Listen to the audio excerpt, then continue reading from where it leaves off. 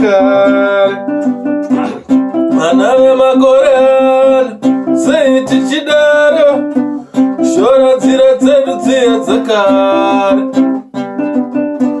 Vasikana vemazuva ano sei vatodaro, kurasa gwara redu riya rekare.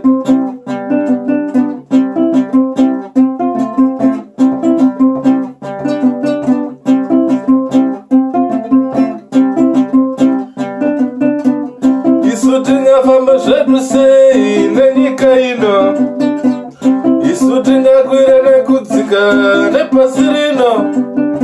Kuda kwaro zuva, kunyura kwaro zuva, kana iko kuvhuvhuta kwemhepo yepasi rino.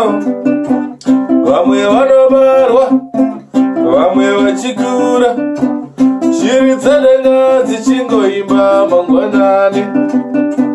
Vamwe vanobarwa vani, vamwe vachisiya nyika ino, shiri dzedenga dzichingoimba zuva nezuva. Chingava chichitsva panyika, chingava chichisionekwi pasi pano. Chingava chichitsva panyika, chingava chichisionekwi pasi pano. Vana mai vemakore ano sei muchidaro, shora maitiredu aya ekare. Madzitete emazuva ano sei muchidaro, kurasa gwara redu riya rekare. Mazimbuya emakore ano sei matodaro, kurasa nzira dzedu dziya dzakare.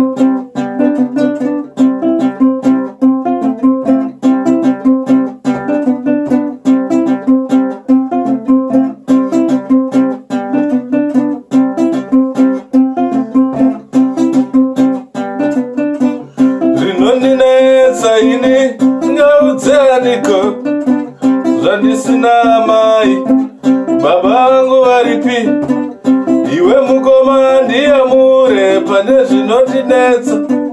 Nemi baba munini, inga ndiri mwana wenyuwani, ona tina tete, inga vanopawo mazano. Mbuya nasekuru, irandidze dzinza rangu.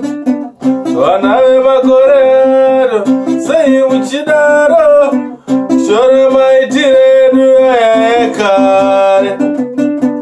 Vasikana vemazuva ano sei vatodaro, kurasa gwara redu riya rekare.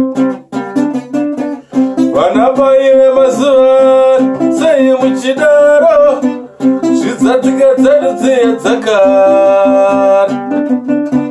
Hapana chitsva panyika, hapana chisionekwi pasi pano. Hapana chitsva panyika, hapana chisionekwi pasi pano.